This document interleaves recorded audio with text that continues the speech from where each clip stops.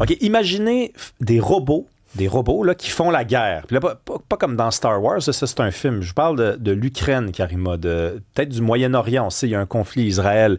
Il y a toujours cette question-là avec l'Iran. Imaginez des robots qui font la guerre. On est peut-être rendu là. C'est la fondation Future Industries qui dit qu'il a déjà testé des robots en Ukraine et qu'on est très près d'être en mesure de fournir des armées de robots comme ça, des petites armées, des petits bataillons pour commencer. Il y a un dilemme éthique sur cette question-là. Un 87 Cube Radio, écrivez-nous. Il y a un dilemme éthique parce que moi, j'imagine bien des gens me dire « Ben Rémi, c'est merveilleux, il n'y aura plus jamais de perte humaine. Si on mène des guerres, on va envoyer des robots, puis qu'est-ce que c'est qu'un robot? C'est pas un humain, c'est de la tôle. » En même temps, je veux dire, si on est pour envoyer des robots plutôt que des humains, j'imagine qu'on va déclencher des guerres plus vite. Le cas de la Russie est intéressant. En Russie, ça a beau faire depuis presque 5 ans, cette guerre-là. Février 2022, ça a été déclenché.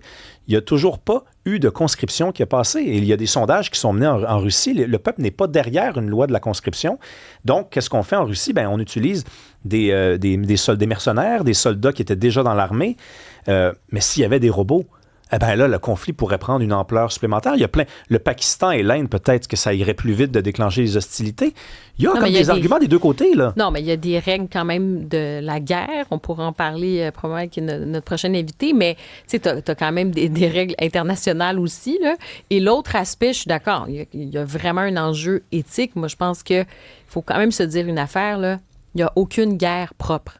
C'est une vue de l'esprit, cette affaire-là. On essaie de nous dire que oui, on peut limiter. Non, mais quand tu fais la guerre, tu décides que tu utilises En fait, je pense que ça peut être même beaucoup plus sanglant avec des robots. Parce que là, si tu as des robots qui peuvent détecter des humains, tout ça, tu peux aller tuer. Ça dépend comment tu programmes tes robots. Tu peux faire des victimes dans la population. Tu sais, je sais pas là, où est-ce on vise quoi exactement. Est-ce que c'est des robots pour viser des installations? Ça, c'est autre chose. Est-ce que c'est pour viser des individus? Si de l'autre côté, en face de toi, ce sont des militaires, puis tu déploies des robots, donc là, tu vises quand même des humains, tu peux avoir des pertes humaines.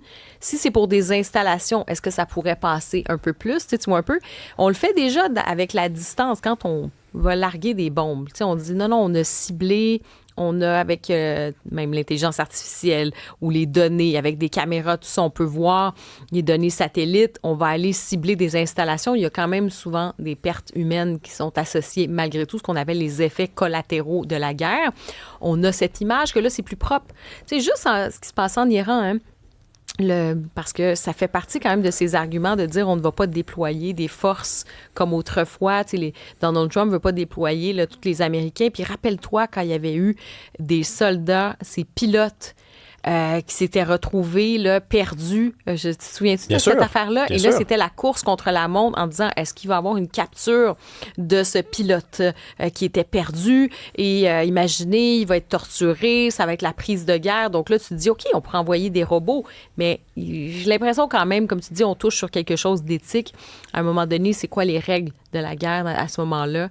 Est-ce qu'on est dans une espèce de perpétuation de cette violence-là? En tout cas, moi, je ne crois pas à une guerre propre, que tu utilises des robots ou non. Robot contre robot, là, tu sais, qui se frappent, boum, boum, boum, boum, boum. Il n'y aurait pas de Star sang. Wars! Ben, écoute, il y a quelques années, on trouvait ça ridicule de voir dans des films de science-fiction des voitures volées. Mais non, mais c'est quoi le but? Et je sais que ça fait... Ben, ça serait le but, non, mais ça, je te dis, ça serait... Si c'est robot contre robot, ça a moins rapport. C'est-à-dire que je pense que l'avantage, s'il y avait un avantage, puis quelqu'un joue un peu sale, si tu me permets l'expression, c'est d'aller robot contre vie humaine, contre soldats humains. Donc là, ça peut être extrêmement sanglant, extrêmement ravageur. Quoique déjà, je veux dire, la technologie, ça fait longtemps qu'elle s'est infiltrée, là, elle est toujours là dans la guerre. Maintenant, on parle beaucoup de drones. C'est des robots, d'une certaine façon. Oui, d'une certaine façon. Tout à fait. Des robots qui sont utilisés par des êtres humains, mais là, tu parles de la forme humanoïde. En fait, c'est plus ça l'image qu'on a en tête. Je suis un peu plus immature que toi. Là, on parle de ces soldats de tôle. Exactement. Bon, on en parle avec Éric Sauvé, ancien officier des Forces canadiennes, consultant en sécurité et défense. Bonjour. Oui, bonjour à vous. On en est rendu où, là, dans le développement de... Moi, je suis pas mal sûr que les Chinois ont une armée de robots prête, là. Ben écoutez, vous avez mis le doigt sur le bobo à la toute fin en parlant de robots à forme humaine, des humanoïdes. Parce que dans le fond, des robots sur le champ de bataille, il y en a déjà et depuis quand même assez longtemps. Ce sont les drones. Il y a les drones aériens, les drones terrestres, les drones maritimes.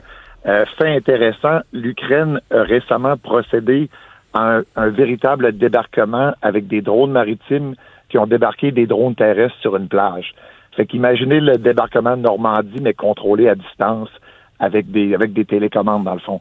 Alors, les robots sont déjà là. Ce qui fait peur, dans l'article que vous avez mentionné, c'est des robots humanoïdes à forme humaine. S'imaginer qu'on va avoir des Terminators sur le champ de bataille qui va foncer vers nos propres troupes. C'est un peu ça la dimension qui est la plus épeurante. Est-ce que c'est réaliste? Je vous dirais qu'un drone, ça coûte beaucoup moins cher qu'un robot humanoïde. Alors, en temps de guerre, vous regardez l'Ukraine, qu'est-ce qu'ils recherchent? C'est des morceaux qui coûtent pas cher. Les Ukrainiens ont littéralement un Amazon en ligne avec des drones où ils peuvent aller chercher des morceaux, des pièces, les drones qui leur conviennent.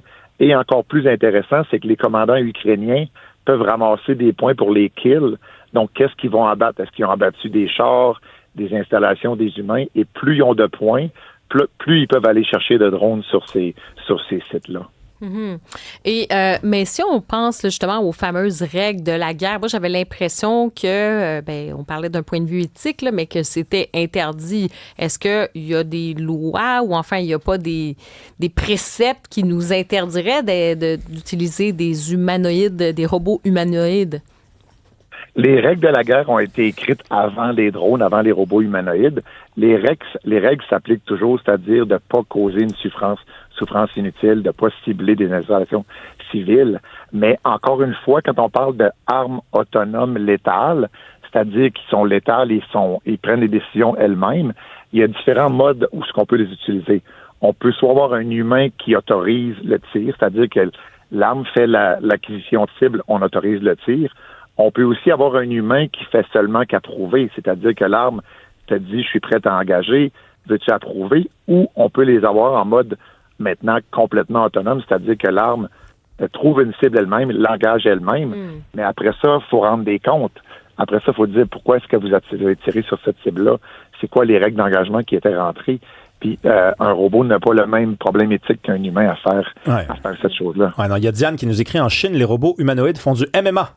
Des arts martiaux mix, c'est impressionnant et drôle en même temps. C'est aussi inquiétant, j'ajouterais. Tu sais, les règles de la guerre, M. Sauvé, ça fait longtemps qu'on les respecte plus, là. Elles ont beau exister, on aurait beau en inventer. Oui, elles seraient là peut-être pour nous faire mal sur la conscience, mais elles sont pas tout le temps respectées, ces règles-là, là. Mais je dirais qu'en général, elles sont quand même assez bien respectées par l'Occident. On a des règles d'engagement. C'est sûr que là, la dynamique à Washington, avec un nouveau secrétaire de la guerre qui dit qu'il n'aime pas les règles d'engagement, les choses changent. Mais quand on se déploie à l'Occident, l'OTAN, on respecte les règles. Si on sait que quelqu'un n'a pas respecté les règles, il peut y avoir un procès, il peut y avoir cour martiale.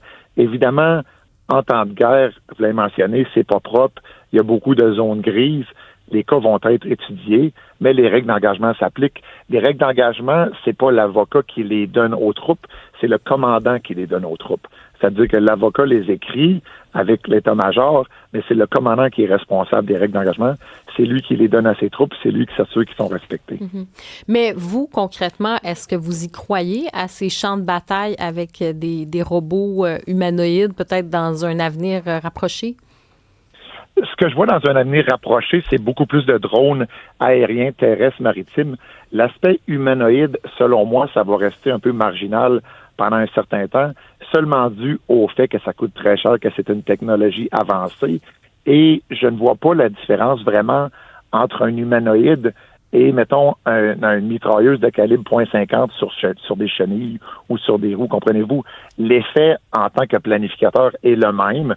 Peut-être l'effet peur n'est pas le même, mais c'est tout aussi efficace, c'est moins cher et on peut les produire en grande quantité. Tandis qu'un humanoïde, avec tous les morceaux, toutes les pièces, s'il y a un bras qui est arraché ou il y a quelque chose qui brise, il faut le ramener à l'arrière. Tandis qu'un bon drone compact aérien ou maritime va faire le même travail. En tout cas, moi, je suis peut-être un peu plus cynique, mais depuis que je sais qu'un robot qui tue n'a pas ça sur la conscience, je me dis qu'il y a suffisamment d'êtres humains qui voudraient peut-être mieux dormir la nuit et s'arranger. Il y a l'enjeu du coût, évidemment, Éric Sauvé, là, ça, on ne peut pas le contourner, mais Peut-être que dans 25-30 ans, on va être tanné de voir mourir et on va vouloir mettre ça sur le dos des robots. Avant qu'on se laisse, qui aurait de l'avance? Qui a de l'avance en général dans le développement robotique lié à l'armée? La Chine, la Russie, les États-Unis? Bien, évidemment, tous les pays développés ont de l'avance, mais quand on parle d'un point de vue éthique, si le Canada ne regarde pas ça en se disant on ne veut pas toucher à ça parce qu'on a des problèmes éthiques, comment est-ce qu'on va expliquer qu'on envoie des jeunes se battre contre des robots et qui reviennent dans des body bags, comprenez-vous?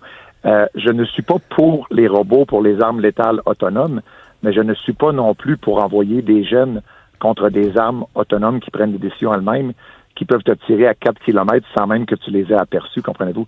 Alors, c'est toute la dimension éthique qui devrait être étudiée, parce que si l'ennemi s'en sert, c'est difficile de dire on veut garder le haut du pavé moral et ne pas en produire, ne pas les utiliser, mais après ça, avoir des pertes immenses sur le champ de bataille. Merci beaucoup, Éric Sauvé, ancien officier des Forces canadiennes. Vous êtes consultant en sécurité et défense. On a Pierre de Mascouche qui nous a dit, qui s'exprimait sur les drones également.